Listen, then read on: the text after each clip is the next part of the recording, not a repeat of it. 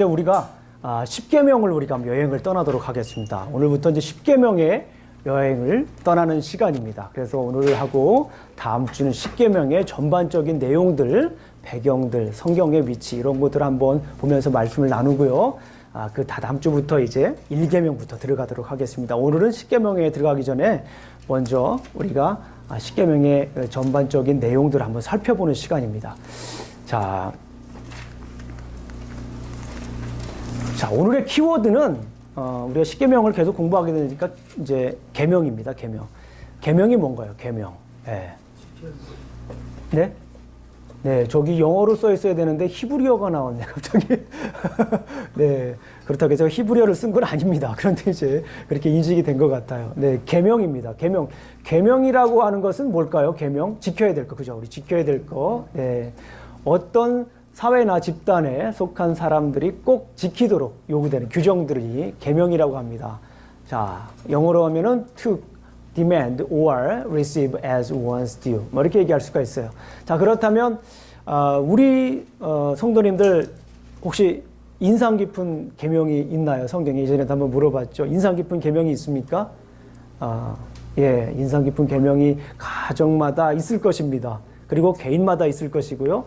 요즘은 그 계명, 10계명만 얘기하는 게 아니라 어떤 상담 전문가들은 이제 부부간의 계명 뭐 이런 것도 있어요. 부부간에 어떻게 잘 생활할 수 있을까? 이렇게 계명을 또 만들기도 하고 부모 자녀 간의 계명도 있고 그래요. 그래서 이제 어떻게 하면은 그 계명을 잘 지켜서 또 행복한 가정 생활 할 수 있을까? 고민하는 분들이 많이 있습니다. 자, 오늘 본문에서 이제 우리 앞으로 10계명 여행을 떠나야 되기 때문에 우리가 10계명의 목적에 대해서 앞으로 좀 오늘은 한번 나눠보도록 하겠습니다. 성경 전반에 걸쳐서 10계명이 어떻게 나와 있는가, 어디에 나와 있는가, 또 어떤 의미 때문에 나와 있는가 참 어렵질 수도 있어요. 그러나 이야기이기 때문에 한번 잘 들으면 여러분들이 잘 이해하실 거라고 생각이 듭니다. 자, 그러면 오늘 퀴즈를 하나 내도록 하겠습니다. 10계명.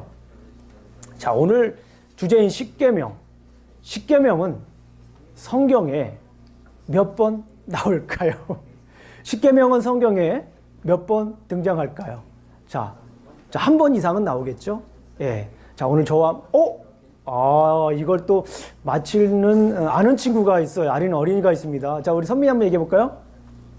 예, 2번이라고 이렇게 얘기를 했습니다. 네.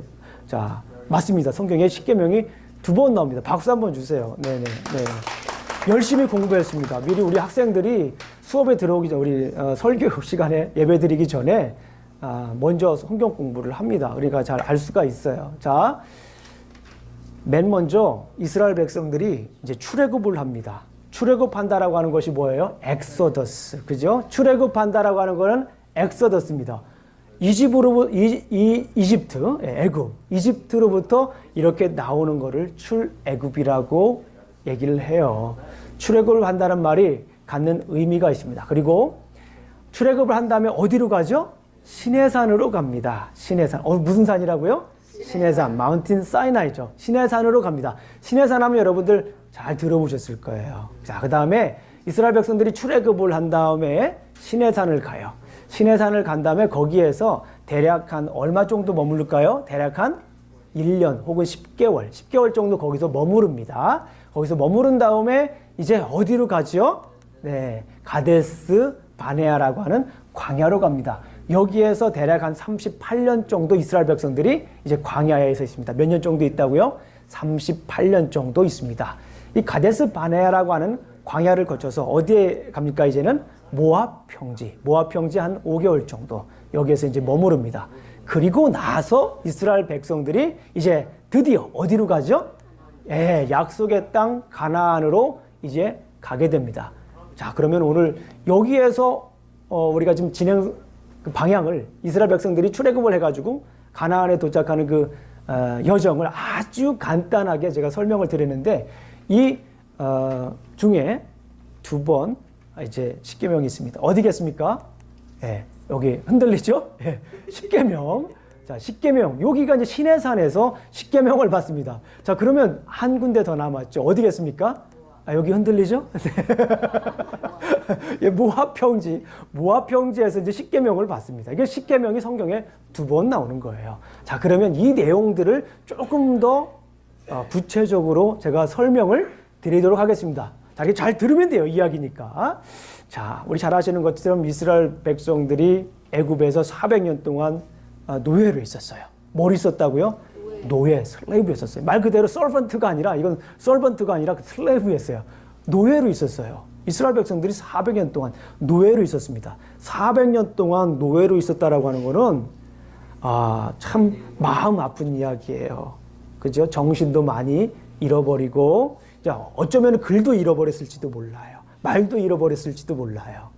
그런 상황이잖아요. 뭐 이름도 바꿔야 됐을지도 몰라요. 그리고 자기네 나라가 아니기 때문에 힘들었을지도 몰라요. 어쨌거나 출애굽을 이제 노예로 있었어요. 400년 동안. 이제 근데 거기에서 누가 등장을 합니까? 모세라고 하는 사람이 등장을 해요. 자, 근데 여기서 퀴즈. 모세라고 하는 사람의 이름의 뜻이 뭘까요? 모세. 잘하셨습니다. 물에서 건진 거를 모세라고 해요. 출애굽기 2장 10절을 보게 되면 모세의 이름의 뜻이 있습니다. 그런데 그 모세라고 하는 이름의 뜻은 물에서 건졌다. 그러니까 물에서 건졌다라고 하는 말은 단순히 무슨 의미냐면 그냥 물에서 이렇게 구출했다라고 하는 것이 아니라 이거는 구원의 의미가 이 안에 담겨져 있어요. 그러니까 우리가 모세가 지은 성경이 있잖아요. 창세기, 출애굽기, 레위기, 민수기, 신명기, 이걸 모세 오경이라고 해요. 이 모세 오경이라고 하는데 이 모세 오경이라고 하는 이름 자체에 아주 중요한 신학적 의미가 담겨져 있어요. 그게 뭐예요? 모세라고 하는 이름의 뜻을 보게 되면 구원에 관한 거예요. 그러니까 창세기, 출애굽기, 레위기, 민수기, 신명기도 뭐에 관한 얘기를 하고 있다? 이름을 보니까 구원에 관한 이야기를 하고 있다라고 우리가 볼 수 있어요. 어쨌거나 이제 출애굽을 합니다. 누가? 영도적인 지도자 이제 모세가 이끌어가요. 그러니까 모세가 이끌어가니까 이스라엘 백성들을 뭐 한다라고 하는 걸 알 수 있어요? 구원한다. 왜냐하면 모세라고 하는 이름에 구원이라는 의미가 있기 때문에 그래요. 그런데 이 구원의 의미 중에서 이 출애굽을 한다라고 하는 의미가 뭐냐면 이건 조금 어려운데 우리 친구들이 잘 알아들을 수 있어요. 어린 친구들도요. 엑소더스라고 하는 말은 영어예요. 이거를 한국말로 말하면 뭐예요? 출애굽이에요. 그러면 이 말이 출애굽이라고 하는 말이 엑소더스가 어디에서 온 말인지 한번 생각해 볼 필요가 있어요. 이거는 그릭에서 나온 거예요. 엑스호더스. 여기서 호도스라고 하는 말은 길이에요. 그러니까 길로부터 나오는 거예요. 그러니까 옛날 길로부터 나오는 거예요. 그러니까 옛날 습성으로부터 나오는 거를 엑스더스라고 해요. 그걸 엑호더스. 그러니까 이제 새로운 길로 갈 것이라고 하는 거를 여기서 보여주고 있는데요. 근데 그 길이 무슨 길이에요? 구원의 길이라는 거예요. 누가 이끌어가니까? 모세가 이끌어가니까 그거는 구원의 길이 될 것이라고 하는 거를 보여주는 겁니다. 그런데 여기서 참 중요한 것이 있어요. 출애굽하는 과정에서 가장 드라마틱한 이벤트가 있어요. What is the most dramatic event during the Exodus? 뭐가 가장 드라마틱한 이벤트죠? 예? 우리가 잘 아는 사건인데, 홍해를 건너는 사건이에요. 우리가 너무나도 잘 알 수 있는 사건이에요. 홍해를 건너는 사건이 이 출애굽하는 과정 속에서 가장 인상 깊은 거예요. 그리고 우리가 잘 알고 있는 거예요. 가장 유명한 사건입니다. 그런데 이것도 우리가 기억을 해야 돼요. 출애굽한다라고 하는 말 자체도 새로운 길이에요. 그것도 모세가 물에서 건진 겁니다. 그런데 홍해를 건넜다라고 하는 말, 여기서 홍해라고 하는 것이 산일까요? 바다일까요? 바다죠. 그런데 여기서 바다를 건넜다라고 하는 것이 매우 중요한 거예요. 옛날에는요, 이 바다가 어떤 의미를 가지고 있었냐면은 사탄이 사는 곳이 바다였어요. 사탄이 사는 곳이 바다였고 거기에는 혼돈이, 그러니까 바다라고 하는 자체가 혼돈을 의미하는 거예요. 그러니까 우리가 욥기를 읽어보면 알 수 있어요. 욥기에 보게 되면 리워야단이라든가 라합이라든가, 그래서 기생 라합하고 틀려요. 히브리 원어를 보게 되면 틀립니다. 기생 라합이 아니라 여기서 이 사탄의 옷을 입은 바다 괴물 라합, 리워야단, 이게 다 바다에 살아요. 바다에 살아요. 그러니까 예수님께서도 어떡합니까?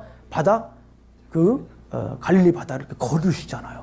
그 자체가 뭐냐면 악의 세력들을 다 이렇게 무찌르는 그런 모습을 하나하나 다 보여준 거예요. 그러니까 이스라엘 백성들이 홍해를 건넜다라고 하는 건 뭐냐면 보여주는 거예요. 그 악의 세력을 완전히 무찔렀다라고 하는 거를 이스라엘 백성들 앞에서 보여주는 사건이에요. 단순히 그냥 물을 건넌 게 아니에요. 길을 가다 보니까 바다가 있어서 이거 어떡하면 어떡하자고 발을 동동 구르다가 하다가 모세가 지팡이 딱 져가지고 이렇게 쫙 지나간 사건을 우리가 생각할 수도 있는데 그게 아니에요. 거기에서 주는 영적인 의미가 뭐냐면 악의 세력들 물을 완전히 걸른 거예요. 물을 완전히 갈라가지고 거기를 지난 거잖아요. 그리고 애굽이라고 하는 나라가 그 물에서 어떻게 됩니까? 완전히 사장이 됩니다. 완전히 죽게 되는 그 놀라운 사건이에요. 그러니까 이 홍해를 건넜다라고 하는 사건은 뭐냐면 구원에 있어서 악의 세력을 완전히 물찌르고 혼돈의 세계를 완전히 다시 질서의 세계로 창조의 질서의 세계로 만드는 것이 이 홍해를 건넌 사건이에요. 어마어마한 사건이에요. 그러니까 우리가 지금 예언서를 공부하고 있지만 예언서에도 계속해서 이 홍해 사건 얘기하는 거예요. 그러니까 블레셋 우리 사무엘 가도 이 사무엘서를 보게 돼도 블레셋 사람들이 이쪽 가나안 사람들 홍해를 건넌 사람들 아니냐 다 기억하는 거예요. 주변에 있는 사람들이. 그러니까 벌벌벌벌 떠는 거예요. 홍해를 건넜다라고 하는 것이 단순히 물을 건넌 게 아니라 악의 세력을 무찌른 아주 강력한 구원의 메시지가 그 안에 담겨져 있다라는 거예요. 자, 홍해를 건너서 대략 한 2개월 정도 이제 시내산에 가기 전에 광야를 거칩니다. 우리가 잘 아는 그 보게 되면 마라도 있고 엘림도 있고 다 그 무리바라고 하는 마사라고 하는 적에서 싸우기도 하고 여호수아가 손들면 이렇게 손들어주면은 모세가 손들고 있으면은 여호수아가 싸워서 이기는 그런 장면들이 이제 그 다 거친 다음에 이제 이스라엘 백성들이 어디에 도착합니까? 시내산에 도착을 하는 거예요. 시내산에 도착을 했는데 이 시내산이 어떤 장소이냐면 뭐를 받는 장소예요? 십계명을 받는 장소예요. 우리 꼭 기억해야 돼요. 시내산에서 뭘 받았다고요? 십계명을 받아요. 그런데 이 시내산에서 이스라엘 백성들이 얼마 동안 머무르냐면 한 1년 정도 머무르요. 정확히 말하면 10개월 정도. 10개월 정도 머무르면서 여기에서 뭐 할까요? 야영하면서 어떻게 하면은 야영을 재밌게 할 수 있을까? 뭐 그런 거 공부할까요? 어떻게 하면 별을 잘 셀까? 뭐 이런 거 공부하는 거예요? 이런 게 아니라 이 십계명, 시내산에서 뭘 배우는 거예요? 십계명을 배우는 거예요. 다시 말씀드리면 이 십계명에서 시내산에서 십계명을 배우고 이 말을 조금 더 다른 말로 하면 말씀을 배우는 거예요. 시내산에서 뭐 했다고요? 말씀을 배우는 거예요. 자, 미리 말씀드리지만 어디로 가기 전에? 가데스 광야로 가기 전에. 어디로 가기 전에요? 광야로 가기 전에, 윌더니스로 가기 전에 말씀을 배우는 거예요. 어디에서요? 시내산에서 배우는 거예요. 이게 언약의 장소예요. 이 시내산에서 뭘 배우냐면 말씀만 배우는 게 아니에요. 말씀 배우고 또 뭐 배워요? 성막 짓는 법 배워요. 그리고 또 뭐 배워요? 제사집 배우는 거예요. 그리고 또 뭐 배워요? 절기를 배우는 거예요.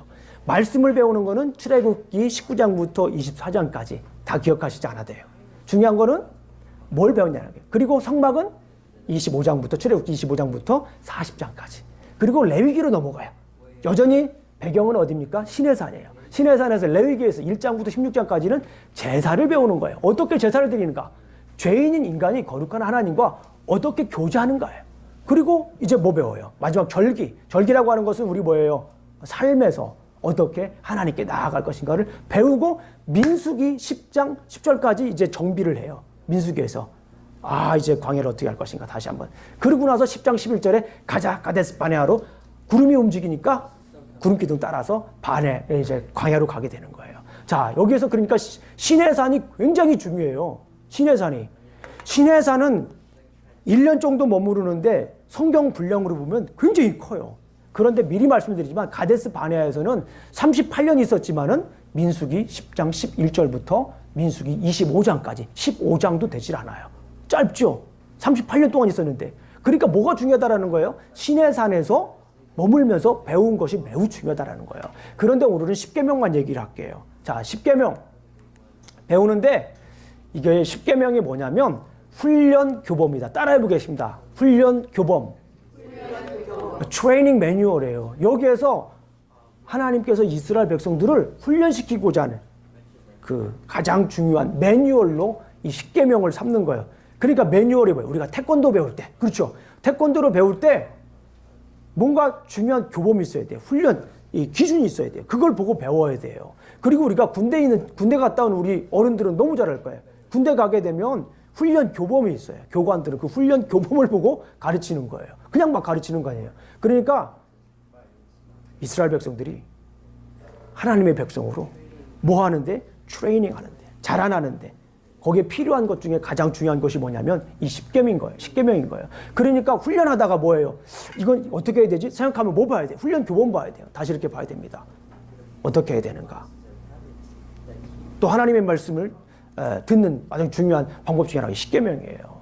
자, 그런 다음에 여기서 이 시내산에서 훈련 교범을 배운 다음에 이게 바로 십계명입니다. 십계명, 우리가 알고 있는 바로 십계명. 계명 중에 가장 중요한 십계명. 그 다음에 십계명을 배운 다음에 자, 이제 아까 말씀드렸지만 가데스 바네아로 가게 됩니다. 자, 가데스 바네아 광야로 가는데 여기에서 광야에서 이스라엘 백성들이 뭘 할까요? 말씀 훈련을 받는 거예요. 시내산에서 이렇게 교본 받은 거를 이 가데스 바네아에서 훈련을 받는 거예요. 제가 성경 공부하면서 여러 번 얘기했지만 이 광야라고 하는 말은 우리가 생각할 때 아무것도 없는 아주 윌더니스로 생각할 수 있는데 하나님은 광야를 그렇게 생각하지 않았어요.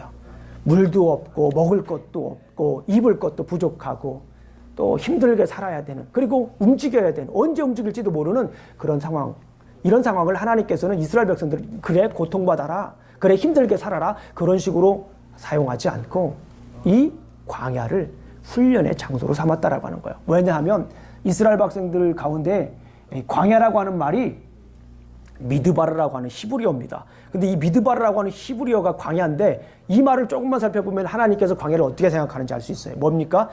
미드바르라고 하는 말은 말씀으로부터라고 하는 말이에요. 히브리어 민 전치사 민 플러스 다바르라고 하는 말이에요. 그 말씀으로부터예요. 광야라고 하는 자체가 말씀으로부터예요. 그러니까 하나님께서 이스라엘 백성들을 광야 훈련시킬 때 그냥 여기에서 그냥 힘들게 살아라, 어렵게 살아라, 한번 고생 좀 해봐야 하나님 마음 이해하지, 그런 차원이 아니라 여기에서 애시당초 처음부터 말씀 훈련을 시키려고 했던 거예요. 무슨 훈련을 시키려고 했다고요? 말씀을. 아이고, 오늘은 어린이들이 굉장히 말씀을 잘 듣네요. 예, 우리 세인이가 아주 그냥 눈이 동글동글하게 목사님 쳐다보는데 너무너무 잘하고 있습니다. 자, 말씀 훈련 받는 거예요. 이스라엘 백성들이 38년 동안 이 광야에서 무슨 훈련을 받는다고요? 말씀 훈련을 받아요. 광야는 말씀 훈련 받는 곳이에요. 말씀 훈련 받는다라고 하는 게 그렇게 쉬운 게 아닙니다. 그냥 성경 몇 번 읽었다고 해서 머릿속에 들어왔다고 해서 말씀 훈련 되는 거 아니에요. 성경 이해했다고 해서 말씀 훈련 되는 게 아닙니다. 머릿속에, 제가 늘 기도하잖아요. 성경 공부할 때 머릿속에 울리지 않고 마음을 울려서 우리 삶을 울리게 해달라고. 말씀 훈련하는 게 쉬운 게 아닙니다. 하나님께서 그 광야 속에서 힘들고 어려움 속에 좌절하고 그런 상황 속에서 말씀 훈련을 시키신 거예요. 자, 이 광야 훈련에서 이렇게 가데스 바네아에서 훈련시켰습니다. 그런데 중요한 것은 뭐냐면 이스라엘 백성들이 이 광야 훈련에서 실패를 했어요. 가장 대표적인 사건 한 가지만 얘기해요. 여러 가지 있는데 가장 대표적인 사건 하나만 얘기할게요. 이 가데스 바네아의 민수기, 더 정확하게 말하면 민수기를 반으로 딱 자르는 사건이 있어요. 민수기를 딱 가르는 사건, 광야 생활을 딱 가르는 사건이 있었습니다. 그게 뭐냐면 민수기 14장에 나오는 가나안 정탐 사건이에요. 이제 거의 다 왔어요. 가데스 바네아에 거의 다 왔는데, 거의 다 와서 이 가나안 땅이 무슨 땅이에요? 약속의 땅이잖아요. 약속의 땅인데 거길 들어가려고 이제 정탐을 시키는데 12명을 보냈는데 10명은 뭐예요? 부정적인 시각, 10명은 긍정적인 시각, 여호수아 갈렙. 그런데 중요한 건 뭐냐면 이 10명이 약속의 땅에 다 들어왔는데 안 들어가려고 그러는 거예요. 뭐예요? 거기 가보니까 막 사람들이 굉장히 잘 사는 거예요. 성읍도 막 굉장히 큰 거예요. 자신들은 이 광야에서 언제 움직일지 모르고 아주 초라하게 사는 것처럼 보이는 거예요. 그런데 가나안 땅에 보니까 먹을 것도 많죠. 성읍도 크죠. 사람도 의리의리하죠. 그 사람들이 뭐가 이제 막 그냥 아주 그냥 삐까뻔쩍한 거예요, 사람들이. 그러니까 힘든 거, 거기 못 들어가겠다고 그러는 거예요. 자, 약속의 말씀을 분명히 십계명에서 보여주셨어요. 약속의 말씀을 주신, 그 약속의 말씀을 갖고 훈련받아서 광야에서 훈련받아서 가나안 땅으로 들어보내기 위해서 훈련을 받았는데 안 들어간다라는 거예요. 안 들어간다. 우리는 그들의 메뚜기라고 그러는 거예요. 안 들어간다고 그러는 거예요. 하나님께서 말씀 훈련을 실패했다라고 생각해서 이 사람들에게 대해서 어떤 반응을 하냐면 이게 굉장히 중요해요. 좀 무서운 얘기예요. 20세 이상들을 다 죽여요. 약속의 말씀을 믿지 않고 계속 강해서 원망하고 불평하고 하나님을 믿지 않고 그랬던 이 이스라엘 백성들을 더 이상 하나님께서는 참지 않으시고 20세 이상들을 다 죽입니다. 그래서 20세 이상들을 다 죽는 거예요. 거기에서 다 죽습니다. 이 광야에서, 민수기 14장에서 다 죽게 됩니다. 그러니까 이제 그 세대들을, 20세 밑에 있던 세대들을 이제 신세대라고 해요. 이 신세대들이 어디로 가야 돼요? 가나안으로 가야 되잖아요. 근데 이 신세대들이 이제 가나안 땅에 가기 전에 뭐를 이제 다시 줍니까? 이 모압 평지에서 실패한 사람들에게 십계명을 다시 줍니다. 이 신세대들에게 십계명을 다시 주는 거예요. 그게 이제 신명기 5장에 나와요. 어디에 나온다고요? 신명기 5장을 보게 되면 이 십계명이 다시 또 등장을 하는 거예요. 성경을 읽다 보게 되면 출애굽기에 신명기 20장에 십계명이 나오는데 이 민수기를 읽고 신명기를, 사실 뭐 민수기 읽고 신명기까지 쭉 가는 분들이 이렇게 많지는 않아요. 성경을 읽으면서. 네. 그런데 읽었다라고 하는 가정하에 쭉 가다 보니까 아니 다시 십계명이 또 나오니까 이게 무슨 말이지? 내가 잘못 폈나? 십계명하고 비교해 볼 수도 있어요. 여기에서 모압 평지에서 십계명을 다시 준 이유는 20세 이상들이 다 죽었기 때문에 그 신세대들을 위해서 다시 십계명을 주는 거예요. 이 신명기에서. 그런데 정말 중요한 건 뭐냐면 이 신명기에서 준 이 십계명이 신명기를 이해하는 기본적인 뭐가 되는 거예요? 틀이 돼요. 지금 우리 화요 성경 공부반에서 지금 신명기를 공부하고 있어요. 그런데 십계명과 신명기가 어떻게 관련되어 있는가를 지금 우리 공부하고 있어요. 놀라운 사건이죠. 아주 놀라운 사건이에요. 자, 여기 신명기는 뭐냐면 이 모압 평지에서 모세가 가나안 땅에 들어갈 신세대를 향하여서 세 편의 설교를 하는 게 신명기입니다. 세 편의 설교를. 그 중에 두 번째 율법적인 설교, 먼저는 역사적인 설교를 하고 율법적인 설교할 때 이제 신명기가 나와요. 근데 이 신명기를 기본으로 신명기 5장에 십계명이 나오잖아요. 6장부터 28장까지 십계명과 관련돼 있어요. 그러니까 십계명을 모르면 신명기를 이해할 수가 없는 거예요. 정확히 말씀을 드리면 십계명을 제대로 이해하지 못하면 신명기를 이해할 수가 없어요. 그런데 반대로 십계명을 제대로 이해하면 신명기를 제대로 또 이해할 수가 있는 거예요. 그런 관계들이 있습니다. 어쨌거나 중요한 건 이 모압 평지에서 모세가 이스라엘 백성들을 향하여서 신세대를 향하여서 세 편의 설교를 하는데 그 중에 십계명이 들어갑니다. 모세는 가나안 땅에 들어갑니까? 못 들어갑니까? 못 들어가요. 자, 그래서 모세가 이 십계명을 전할 때는 앞에 시내산에서 전할 때는 훈련 교범이에요. 광야 생활을 하는데 이렇게 광야 생활하면 된다라고 하는 그 훈련 교범을 줍니다. 물론 다르게도 해석을 할 수 있지만 오늘 스토리상을 관계 볼 때 일단 훈련 교범으로 주신 거예요. 이게 물론 삶의 원리도 있어요. 일단은 시내산에서 광야 훈련을 거쳐야 되는 걸 알기 때문에. 그러나 이제 모압 평지에서 준 건 뭐냐면 바로 앞에 뭐가 있어요? 가나안 땅이 있어요.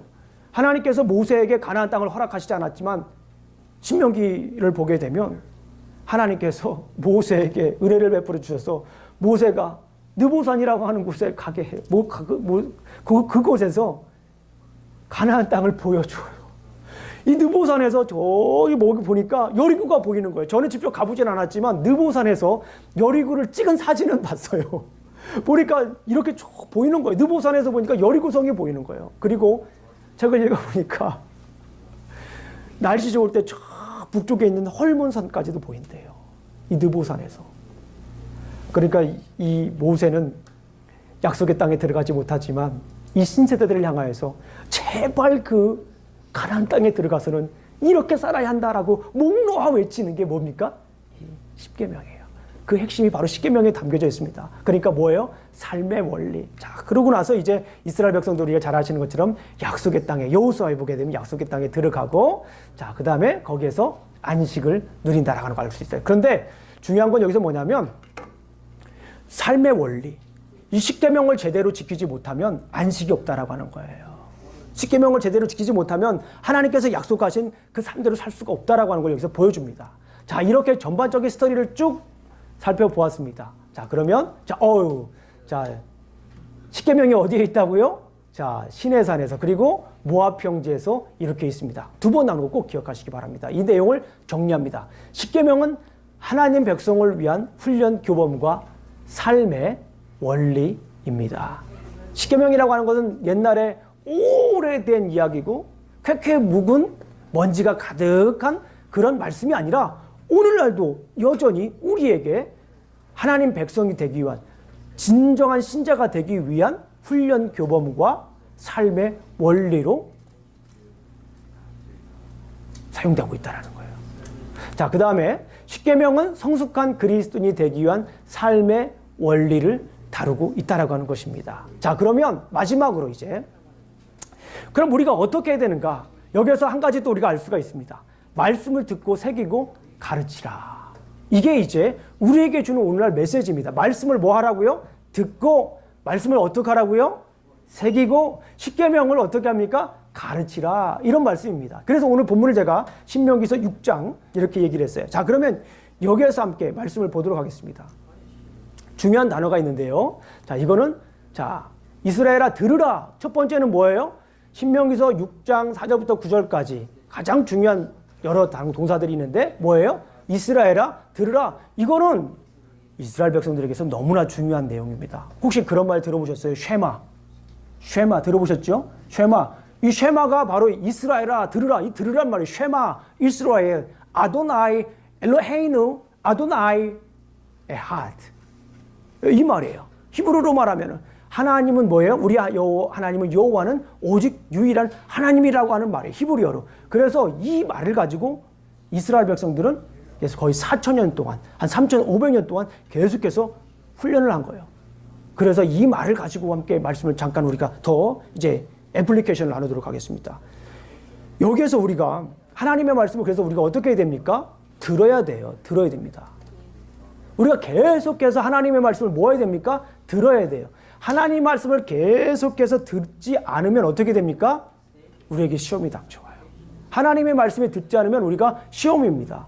우리 어린이들도 계속해서 하나님의 말씀을 들으세요. 들으면 우리 어린이들에게 닥친 조그마한 시험일지라도 큰 시험일지라도 이길 수 있어요. 한승희가 계속해서 말씀을 묵상하면 이길 수가 있어요. 우리 세인이가, 세종이가, 캐서린이, 선홍이가, 선민이가, 현아가, 은진이가 그리고 우리 예린이하고 예건이가 말씀을 계속해서 들어야 돼요. 말씀에서 계속 들어야 우리가 뭐합니까? 하나님의 백성으로서 우리가 살아갈 수가 있어요. 하나님의 말씀을. 제가 우리 유스 아이들 중에 어떤 아이가 그런 고백을 했어요. 우리 교회는 다른 친구들하고 얘기를 했어요. 우리 교회는 에베소서를 다 배웠다? 놀라는 거죠. 그리고서 나는 지금도 우리 남편을 위해서 기도한다? 놀라는 거예요. 벌써부터 기도하냐고. 뭐예요? 말씀을 계속해서 뭐예요? 들으면 그 말씀이 어떻게 되는 거예요? 우리 삶 속에서 나오는 거예요. 어쩔 수가 없어요.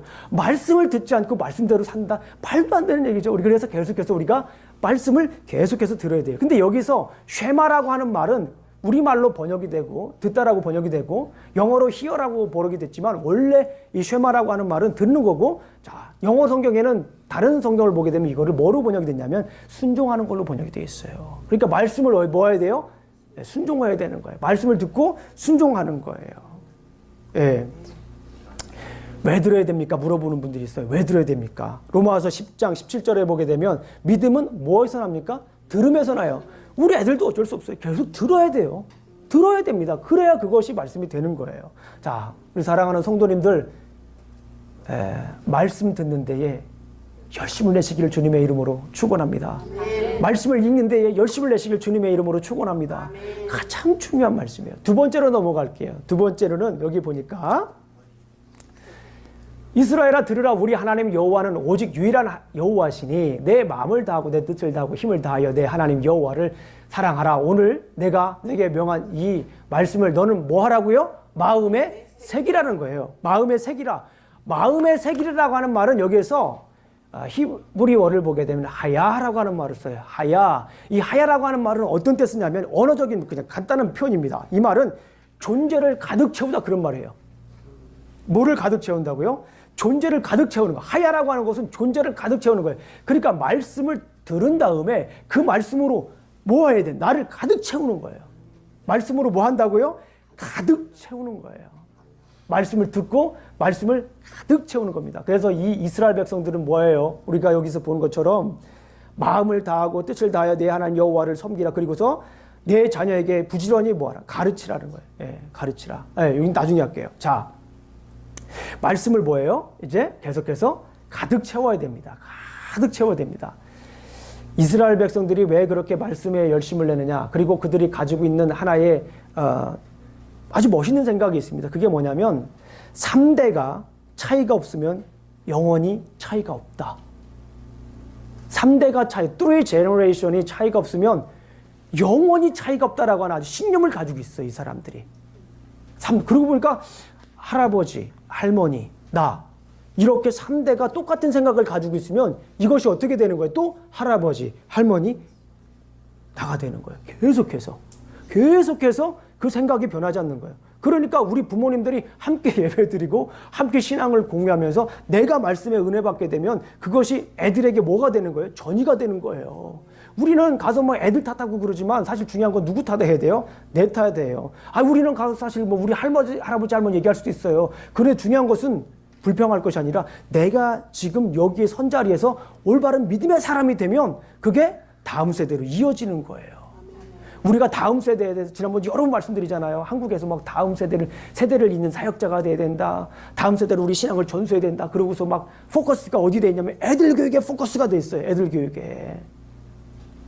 그런데 더 중요한 건 애들 교육도 굉장히 중요하지만 그 애들 교육을 누가 시키냐는 거예요. 누가 시키냐. 우리 생각에 저번에 말씀드렸지만 전도사님이 시키는 것도 중요합니다. 애들 담당 사역자, 목사님이 시키는 것도 굉장히 중요합니다. 주일학교 선생님들도 굉장히 중요합니다. 그러나 가장 중요한 티처는 누구여야 됩니까? 부모가 돼야 돼요. 부모가 말씀으로 아이들하고 자꾸 얘기해야 돼요. 주일날 오기 전에도 말씀을 나누고 끝나고 나서도 꼭 물어보세요. 오늘 메시지가 뭐였냐? 어떤 말씀에 은혜 받았느냐? 제가 지금 우리 성도님들하고 가끔 얘기를 해보면 주일날 함께 나눈 이야기를 가지고 집에서 얘기하시는 분들이 하나 이렇게 늘어나고 있는 거 너무나 감사해요. 그게 힘이에요. 그게 가정교육의 힘입니다. 주일날 함께 말씀 나눈 걸 가지고 집에 가서 물어보고 얘기하세요. 왜냐하면 본문만 같이 해서 따로 예배드리면 이게 좀 멀어질 수가 있어요. 내용도 틀릴 수가 있고. 그런데 함께 한 자리에서 들었기 때문에 우리가 함께 얘기할 수 있고 얼마나 좋아요. 이 말씀을 가지고 일주일 내내 예배를 드려도 돼요. 이 말씀을 가지고 내내 예배 드려도 됩니다. 오늘은 말씀 어떤 말씀 마음에 새겼니? 오늘은 어떤 말씀 네 마음속에 들어왔니? 계속해서 물어보는 거예요. 이 말씀 가지고 아빠는 이래 말씀이 은혜가 됐단다. 오늘 아빠가 직장에서 우리 직장사람과 관계가 좀 안 좋았는데 이 말씀 가지고 내가 먼저 가서 얘기를 하니까 마음을 열고 얘기하니까 관계가 아주 좋아졌더라. 이게 바로 관계의 축복이더라. 말씀이 있는 관계의 축복이더라. 이런 이야기들을 아이들하고 나눠야 돼요. 신앙의 유산, 말씀 그냥 외우는 것만으로 끝나는 게 아니에요. 삶 속에서 내가 말씀을 어떻게 살아냈는가를 우리 자녀들에게 모아야 돼요. 자꾸 존재로 가득 채워줘야 되는 거예요. 말씀으로 가득 채워줘야 되는 거예요. 그냥 외우는 것도 중요하지만 뭐 해야 돼요? 계속해서 그 말씀을 삶 속에서 보여줘야 돼요. 신앙은 따라해보세요. 신앙은 보고 배우는 거다.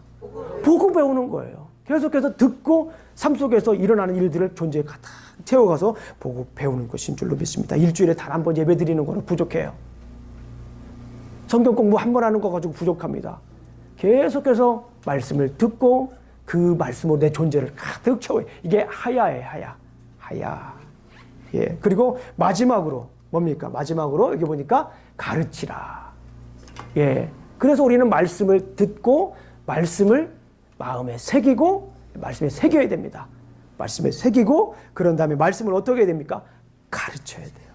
말씀을 가르쳐야 됩니다. 그래서 이스라엘 백성들이 여기 보니까 어떻게 해요? 7절 보게 되면 내 자녀에게 부지런히 말씀을 뭐하라? 가르치라. 집에 앉았을 때든지 길을 갈 때든지 누워있을 때든지 일어날 때든지 이 말씀을 강론할 것이며 너는 또 그것을 내 손목에 매어 기울을 삼으며 내 미간에 붙여 표로 삼고. 이스라엘 백성들 보게 되면 여기에다가 상자를 딱 이렇게 붙이고 다니는 분들이 있어요. 여기에다가 여기 이 상자에다가 무엇을 넣었을까? 1번 보석, 2번 집문서, 3번 말씀. 뭘 것 같아요? 여기다 말씀을 넣어. 이 경문이라고 해요. 이거 테필린이라고 합니다. 이 말씀을 여기다 집어넣어요. 말씀을 집어넣습니다. 4개를 집어넣어요. 출애굽기에 나와 있는 것과 신명기에 나와 있는 말씀을 4개를 여기다 집어넣고 이렇게 이제 다니는 거예요. 여기다도 이렇게 두르잖아요. 7바퀴 두르가지고 말씀을 써가지고 두르잖아요.